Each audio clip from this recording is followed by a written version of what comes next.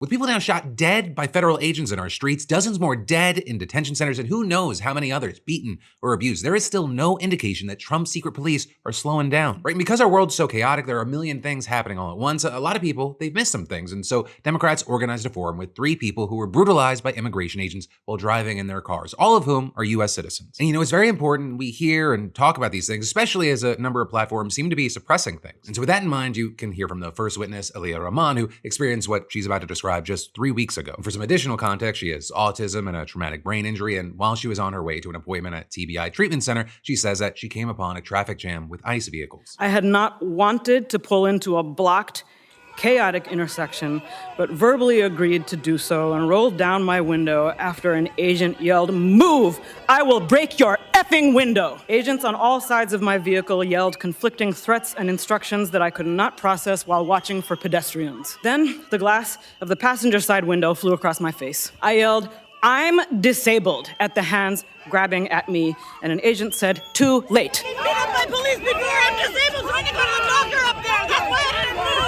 An agent pulled a large combat knife in front of my face, which I thought was for cutting me, and later learned was used to cut off my seatbelt. Shooting pain went through my head, neck, and wrists when I hit the ground face first and people leaned on my back. I now cannot lift my arms normally. You then also add her saying that as they dragged her away, she was never asked for ID, never told she was under arrest, never read her rights, and never even charged with a crime. And then she added that when she was taken into detention, she got no medical screening, no phone call, and no lawyer. I was denied a communication navigator when my speech began to slur. Agents laughed as I tried to immobilize my own neck.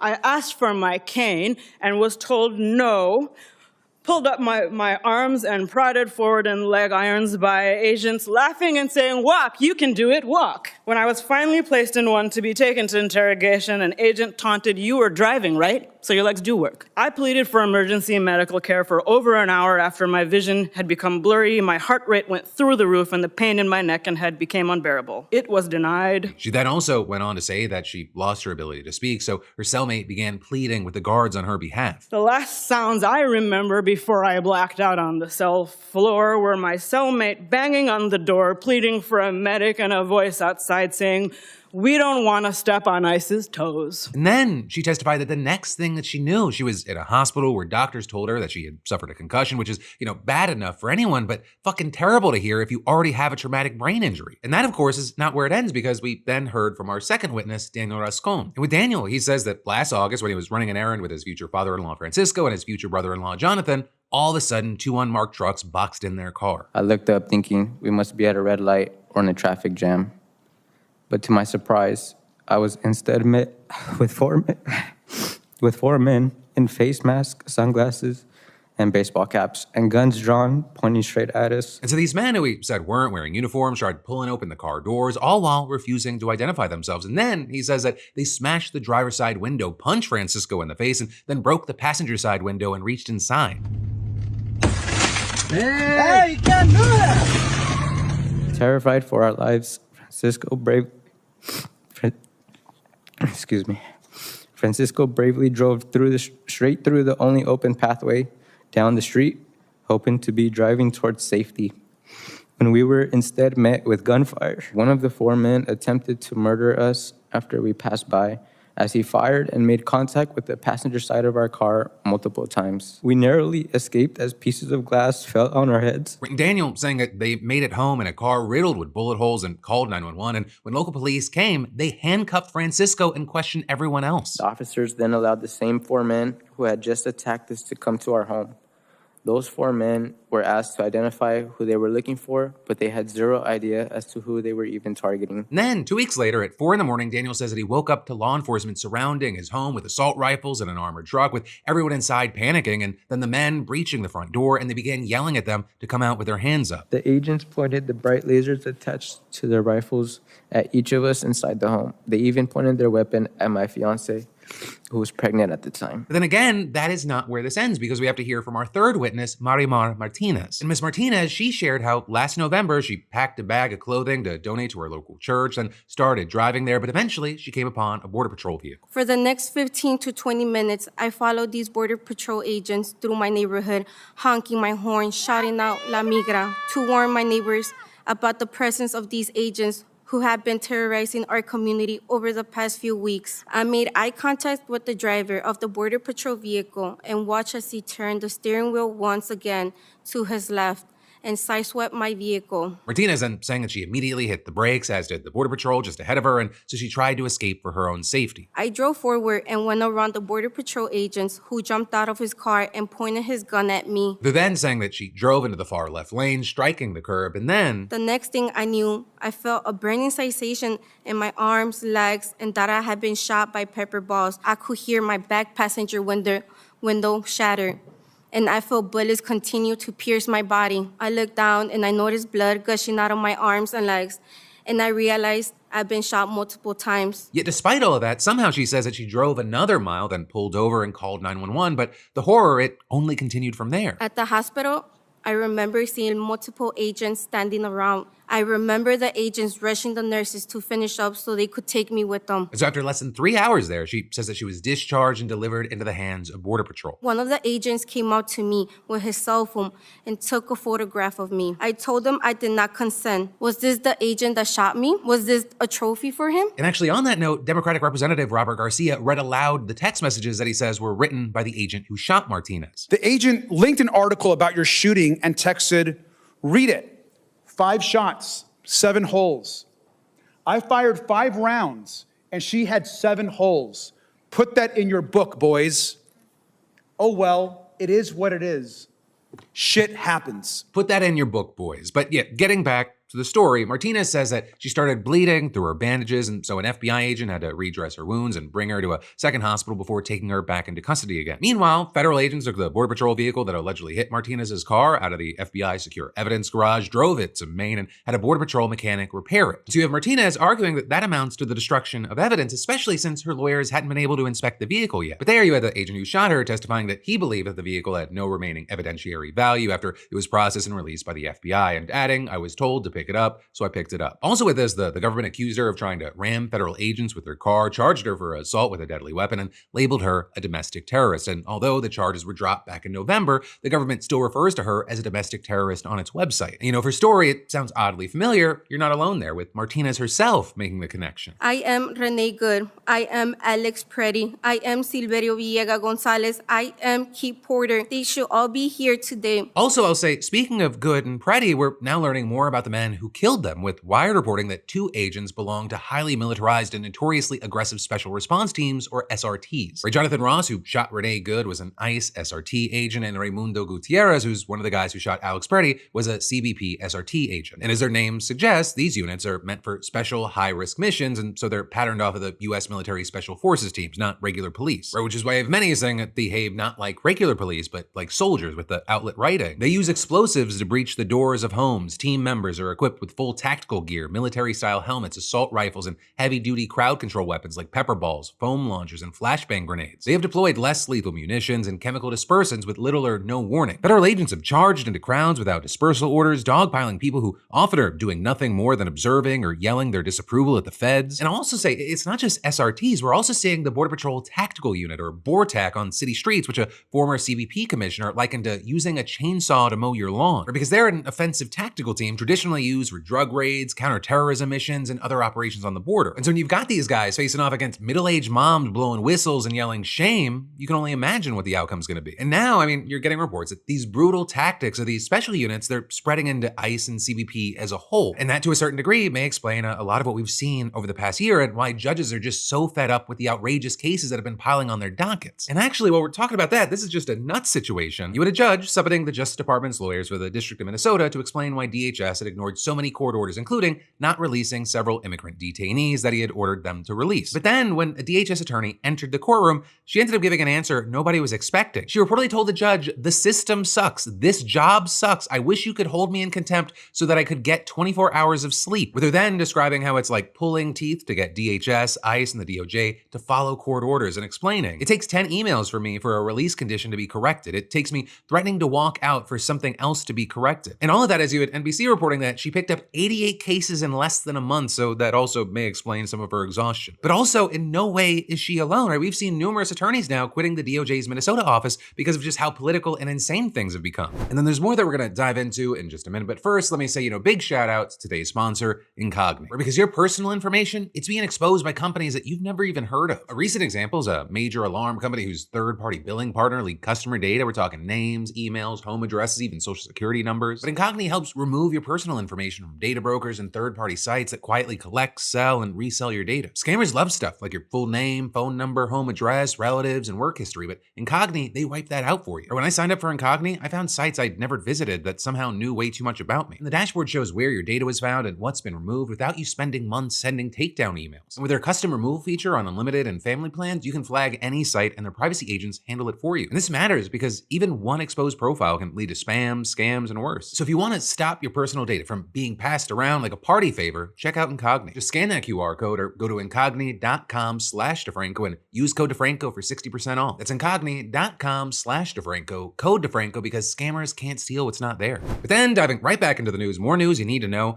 Nick Shirley, the pro-Trump influencer whose viral claims around fraud involving Somali-run daycares, which, fueled weeks of chaos in Minnesota, he has now set his sights on California. Right, he's actually just one of several right-wing content creators and even administration officials who have descended onto the state with similar allegations, possibly setting the stage for another Minnesota-style crackdown. Right, because before you had an army of federal agents wreaking havoc in the Twin Cities, you had Democratic Governor Tim Walz at the helm, while you had fraudsters making off with hundreds of millions of dollars in state money meant to help people in need during the pandemic. And that is in fact something that has happened in many states, although the scale was especially shocking in Minnesota. And what ended up actually happening is you had the Trump administration now zeroing in on a years-old case that federal prosecutors had even started charging people for way back in 2022 under Joe Biden. And the current admin, they really emphasize the involvement of dozens of Somali Americans, even though there are tens of thousands of them in the state. The fact that a handful of them were engaged in fraud, it's not a reason to believe that many, many others have, but either way, this case, it was most likely a matter for criminal investigators, not immigration enforcement, especially since 87% of Minnesota's foreign-born Somali population are already American citizens. But still, what you had was Trump calling Somalis garbage and low IQ, suggesting that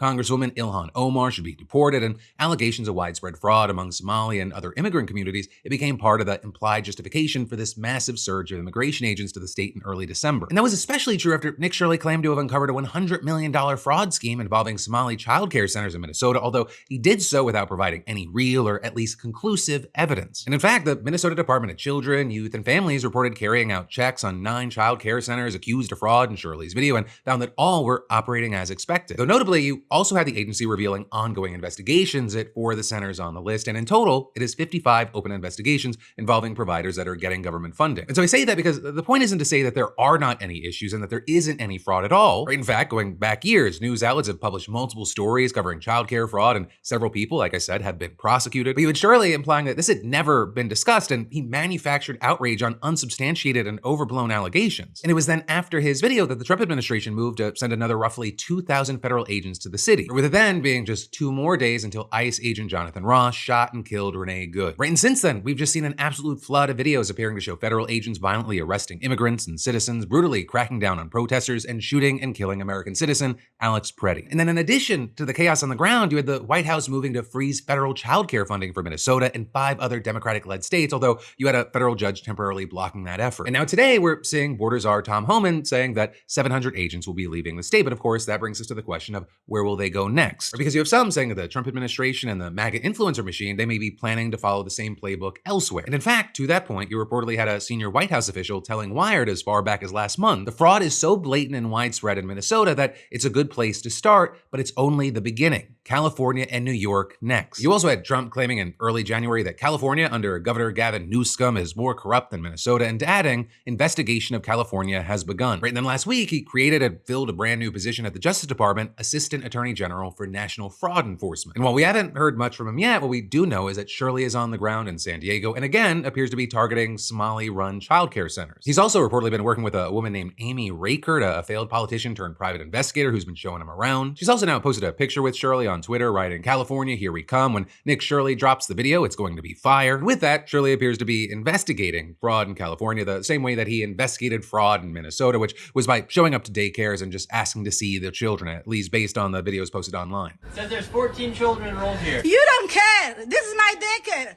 Then where are the children? You don't care. Where are the children at? It's not enough, Minnesota. You come here. And it seems like he's not the only one, right? You had a San Diego Somali daycare workers first describing incidents of harassment and unwanted visitors in early January. Some reporting that they've had strangers showing up and peering through their windows, asking questions and hurling false accusations, and ultimately saying that they're fearing for their safety. One, for example, told AP reporters that she watched someone come out from a car that had been circling the building and take a shit near the center's entrance, and that same day, someone drove by and yelled that the center was a fake daycare. And so these types of incidents, they've led to her coming up with new lockdown procedures to start budgeting for increased security. And she also said that she now keeps the blinds closed to protect the children from people looking in, as well as to keep them from looking out and witnessing potentially scarring scenes of immigration enforcement in action. And also, I'll say a huge thing here while we're talking about California, this trend that Shirley started, it seems to have gone nationwide. So cities with large Somali communities in Washington and Ohio, for example, they've also reported incidents. And in Ohio, you actually had the Republican governor holding a news conference to debunk a right-wing influencer's claims about fraud tied to a childcare center in Columbus, where the governor is saying, and I don't know why this does need to be said, a child care provider refusing to let a stranger into the building and look at the children should not be seen as a sign of fraud. But also, that hasn't stopped Republicans in the state legislature from actually introducing legislation to more closely monitor child care centers. And that includes one that would require those that take public money to provide live video feeds of their classrooms to state officials. But getting back to California, the fraud allegations have also gone beyond daycare facilities. You're also seeing pro-Trump influencer Benny Johnson, for example, publishing his own documentary this weekend, with him claiming to have uncovered a $100 million fraud scheme in California tied to what he called the homeless industrial complex. He then also claimed that the state was using these federal dollars to rig national elections, although notably you had California Governor Gavin Newsom's office responding to that video with a detailed fact check, writing, "We watched Betty Johnson's video so you didn't have to lose brain cells." As expected, lies, rage bait, straight from his Russia-paid influencer starter kit. And as an example, Johnson's video tries to claim that California's homeless shelters are mostly filled with undocumented immigrants, but his main piece of evidence, it's a phone call with a purported whistleblower whose identity was kept hidden. And you had Newsom's office slamming the claim as being as real as our free unicorn for all undocumented people program. You've also recently had Mehmet Oz getting in on the action, right? He's part of the Trump administration. He's the administrator for the Centers for Medicare and Medicaid Services. So also, I guess, possibly relevant to a conversation about fraud, he rose to fame in the eyes of many as something of a modern-day snake oil salesman, right? With Oz touting his medical background while promoting unsound scientific theories, unproven treatments, and bogus supplements, sometimes sold by companies that he had financial ties to. But in any case, last month, he said that CMS would withhold around $300 million in funding from California because, according to him, it was using the funds on non-emergency healthcare for illegals. And then last week, he published his own documentary-style video on alleged healthcare fraud in California involving phony hospices that he suggested were run by the Russian-Armenian mafia. Also, I'll say notably, neither Oz nor CMS have publicly shared details that confirm the fraud. And then the whole thing for many becomes especially problematic because Oz's parents came from Turkey, which, like Oz himself, in fact, has refused to acknowledge the history of the Armenian genocide. And so you actually had Governor Gavin Newsom's office filing a civil rights complaint against Oz after the video was published, saying that Oz spewed baseless and racially charged allegations. Also, funny enough, you had Newsom's office pointing to the fact that Trump himself has actually halted a federal effort to increase oversight on hospice care and root out fraud and abuse in the industry. And all of this is, notably, he did not deny that fraud happens, but he insisted that the state was taking action. And actually with that, you had the California Attorney General's office saying that it has filed criminal charges against 109 individuals over hospice fraud-related offenses and launched dozens of civil investigations. And as far as fraud tied to services for unhoused people, just last month, a man was arrested for getting away with $23 million from LA County funds. And so again, the argument is not that no fraud is happening anywhere or that fraud is fake. Fraud is real. There's fraud happening here and there, and there's a debate to be had about whether California or any other state or the federal government is doing enough to combat it. But also, there are reasons to be skeptical about a number of the things that are being claimed, and there's reason to doubt that Trump and his supporters are coming at the issue in good faith, right? Especially as there's a question about whether the issue is going to be used again to justify some sort of action against against California or other states opposed to Trump's agenda. Although, one big question there is whether Democratic lawmakers will actually stand in his way, which we may find out soon, because Congress is now standing on the edge of a cliff named DHS funding, despite just ending a shutdown. Or because yesterday, Trump signed a $1.2 trillion funding package of 5 spending bills to end the partial government shutdown that started on Saturday. And that after the package was signed by the Senate on Friday and the House cleared it yesterday at a narrow 217 to 214 margin. And that means that most government agencies are funded through the end of the fiscal year in September. But also, there is a big glaring exception: the Department of Homeland Security. This package actually only provided funding to DHS to the end of next week as a compromise to get the rest of the funding passed. But with Democrats still demanding changes in ICE operations, including that agents wear body cams and identify themselves, get warrants for arrests, and adhere to a code of conduct similar to state and local law enforcement. But there, you're already seeing Republicans pushing back against some of those requests, with, for example, Speaker Mike Johnson saying that the right isn't going to agree to require judicial warrants for arrest by immigration officers, claiming that administrative warrants are, quote, sufficient legal authority to go and apprehend undocumented immigrants, and adding, if someone is going to be apprehended and they run behind a closed door and lock the door, what is ICE supposed to do at that point? Oh, gee whiz, a locked door? Though you also have some Republicans taking a stronger stance against Democrats generally, right? With Representative Lisa McClain, chair of the House Republican Conference, saying that they had no intention of bending to the Democrats' demands, saying they're like a spoiled child that's not getting what they want and throwing a temper tantrum in the middle of the grocery store. You don't reward them with giving them a candy bar. And so, the partisan gap, it's pretty wide here, and there's only a few days to close it before the February 13th deadline. And if they don't, DHS is going to face a lapse in funding, which includes ICE, Customs and Border Protection, the Secret Service, and the Coast Guard. But with this, you have some having more hope than others, including Representative Rosa DeLauro from Connecticut, who was among the Democrats who voted for the short-term solution, with DeLauro saying, I believe this is an opportunity to isolate DHS and go at it. Hammer and tongs, tooth and nail, whatever phrase you want to use, rather than having to figure out what the heck is going to happen to 5 other bills in all those departments. But also, there are those taking a stronger stance, including Jim McGovern from Massachusetts, who said, I refuse to send another cent to Stephen Miller or Kristi Noem. They are undermining our Constitution, and the department they run is murdering American citizens in the streets. You then also had Representative Pete Aguilar from California saying, we have a list that we want done and we aren't settling for half measures, and adding that if Republicans don't want to come to the table and negotiate real reform, quote, then they're going to have to explain to the American public why they're shutting down agencies. Right? And then in hearing all this, you're probably not going to be surprised to hear that there are those that are less confident that a solution is going to be found in this short amount of time that Congress has. And so you have some on the right suggesting that, the can be kicked down the road even further, maybe to March 1st. But with that, you have House Minority Leader Hakeem Jeffries saying that option is off the table, saying that a deal will only be possible if Republicans come to the table in good faith, and saying we've indicated the types of bold and transformative changes that are necessary. The ball is now in the court of the Republicans. But as we've talked about in other videos, Republicans may drag their feet here because, ICE, they're still sitting on the big, beautiful Bill's gift of $75 billion.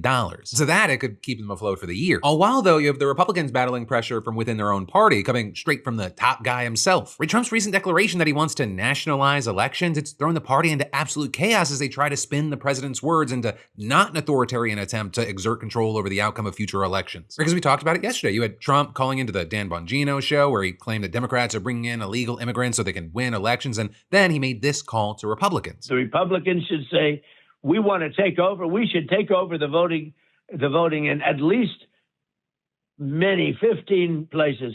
The Republicans ought to nationalize the voting. But then, after that clip went viral, you had White House Press Secretary Caroline Leavitt trying to walk it back. What the president was referring to is the SAVE Act, which is a huge common sense piece of legislation that Republicans have supported, that President Trump is committed to signing into law during his term. And he spoke with the speaker directly about that yesterday, about the need to get that bill on the floor for a vote, because it provides very common sense measures for voting in our country, such as voter ID. I don't think any rational person who's being honest with themselves would disagree with the idea of requiring citizens of this country to present an ID before casting a ballot in a federal election, or frankly in any election. And that's something the president wants to see happen. So that's what he was referring to. Okay, so a few things to break down or really pick apart here. First of all, the SAVE Act that Leavitt is talking about, it would require people to prove that they are U.S. citizens when they register to vote. It has literally nothing to do with federalizing elections. And Trump, you can double check for yourself if you want to do that to yourself. Fucking listen to Dan Bongino for an extended period of time. He never once mentioned that specific legislation during his interview with Bongino. yes, he was throwing out claims about non-citizen voting, but he also said verbatim, The Republicans ought to nationalize the voting. we all heard it. And then after you had Levitt making those comments, you had Trump doubling down and literally repeating his call to nationalize elections during a press briefing at the Oval Office. What exactly did you mean when you said that you should nationalize elections? And which 15 states are you talking about? I want to see elections be honest. And if a state can't run an election, I think the people behind me should do something about it.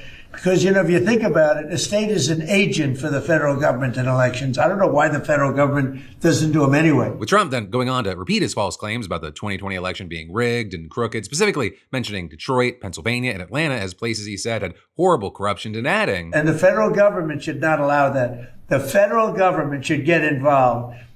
These are agents of the federal government to count the votes.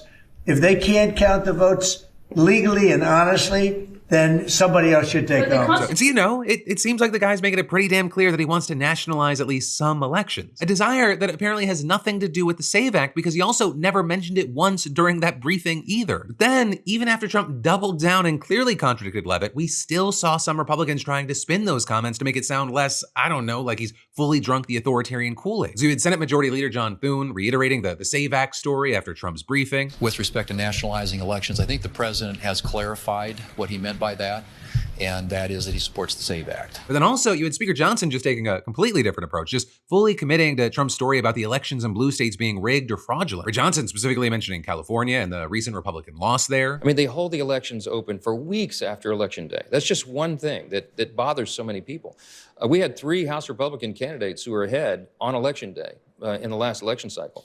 And every time a new tranche of ballots came in, they just magically whittled away until their leads were lost. It looks on its face to be fraudulent. Can I prove that? No. So from here, it's just about waiting to see what these next 10 days will bring. But in the meantime, you know, let me know your thoughts in those comments down below. And then there's even more that we're going to dive into in just a minute. But let me take a second to thank a sponsor and say, you know, I've never once left the grocery store thinking, nailed it. But thankfully, I stumbled on today's sponsor, Hungryroot, right? The easiest way that I found to eat healthy without overthinking it. Hungryroot's like a personal nutrition coach and a grocery shopper all in one. I tell them what I like, what I hate, my goals, and they fill my car with food that fits my life. And it learns quick, right? After a couple of orders, it's basically like, yeah, we know what you like. We got you. And so if you're trying to eat cleaner, go high protein, reduce inflammation, or avoid mystery ingredients, Hungryroot plans it for you. Also, the groceries are legit. Smoothies, quick lunches, kids snacks like the Sucker Punch dill chips, and even supplements. Their meats and seafood are high quality, no hormones, no antibiotics, and everything tastes like real food, not diet punishment. And the best part, no groceries spiral, no 6 p.m. what do we make debate, it's handled. Even when motivation disappears, Hungryroot helps you stay on track. So, you know, take advantage of this exclusive offer. Get 40% off your first box, plus a free item in every box for life. Just scan that QR code or go to hungryroot.com and use code DeFranco. That's 40% off at a free item for life at hungryroot.com, code DeFranco. But then, diving right back into the news, you've got Trump answering questions about the Epstein files by dismissing them as a Democrat problem and claiming he's barely even in them. Which, of course, we know that that's not at all true. He's all over them in various capacities, as are others in his administration. But what ended up kind of getting the most attention in this situation was when Trump snapped at CNN's Kaitlan Collins as she tried to ask about justice for survivors. Well, what would you say to people Like who feel like they haven't gotten justice, Mr. President? Something that people care about. Yeah, what did you say? Go ahead, CNN. What would you say to the survivors who feel like they haven't gotten justice? You are the worst reporter. No wonder CNN has no ratings because of people like you. You know, she's a young woman. I don't think I've ever seen you smile. I've known you for 10 years. I don't think I've ever seen a smile on your face. I'm asking you about survivors. You know why? You know why you're not smiling? Because you know you're not telling the truth. And you're a very dishonest organization. And they should be ashamed of you. Right, Trump ridiculing Collins, and then the room just moved on to discuss healthcare. And so among all the different reactions, you had a ton of outrage that none of the other journalists in the room really said anything to defend her. So there, I will say, since it happened, CNN's defended her, and other reporters have spoken out online saying things like, a reporter asked President Trump a question he doesn't like, and instead of answering, he attacks her character. No moments of contrition for those harmed by Epstein. Instead, he has called the files a hoax. Also, Collins's CNN colleague, Jake Tapper, noted that this subject, it really causes Trump to lash out because that, you know, that quiet piggy remark he made to a female reporter before, it was also in response to an Epstein question. And then Kaitlan herself, she actually kind of responded just by sharing a video showing her face while Trump railed against her, and you see her just keeping her cool and remaining professional. Also with this, I think it is worth noting that, you know, his little tirade, it came after Collins had asked other questions about Epstein, which Trump did answer, but it was clear that he wanted to move on to a new subject. On the Epstein files, you talked about Democrats who were in there. Elon Musk was also in there, and so was your Commerce Secretary Howard Lutnick and correspondence that he had with him. Did you you read those new files that were published by the Department of Justice? I didn't. I have a lot of things I'm doing, a lot of things I'm doing. I don't know. You mentioned 2 names. I'm sure they're fine. I think it's really time for the country to get onto something else, really. Now that nothing came out about me, other than there was a conspiracy against me, literally, by Epstein and other people.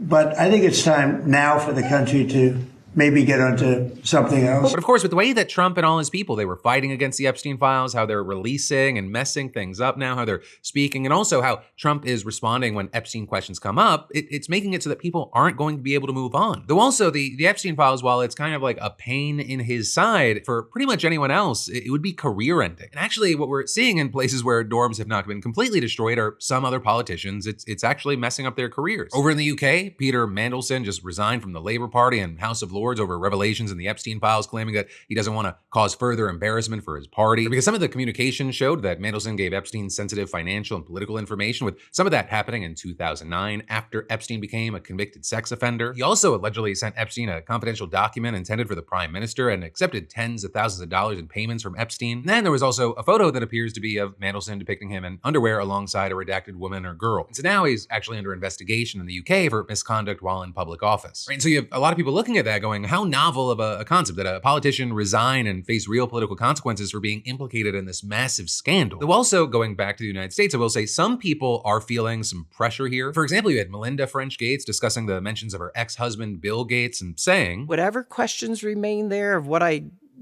can't even begin to know all of it, those questions are for those people and for even my ex-husband. They need to answer to those things, not me. Well, and I am so happy to be away from all the muck. No girl should ever be put in the situation that they were put in by Epstein. I remember being those ages those girls were. I remember my daughters being those ages. Now Gates, he's denied any wrongdoing, but politicians on both sides of the aisle, they responded to this interview by kind of echoing that call, saying, yes, Bill Gates and others, they need to face questioning. And you actually have Nancy Mace seeking to subpoena him. But whether or not Epstein's associates, those who participated in or knew of his crimes or were just connected to him in some way will actually answer these questions, that remains to be seen, even though I will say this topic doesn't appear to be going anywhere, and justice also seems so far out of reach. But that right there, my friends, you beautiful bastards, is where your Wednesday Philip DeFranco show is gonna end. Thank you as always for being a part of another daily dive into the news. Of course, I'll see you right back here tomorrow. And in fact, there's even more you can watch right now. Alex Perlman, you're not in the Epstein files. I just had to double check. Did you just Epstein files search me, Phil? It's illegal to have a good hang. Oh wow, who would have thought that Steve would get addicted to pills? Lie to yourself at first. That's not great advice, but that's where my head's at. Oh fuck, we burned the building down. Shit.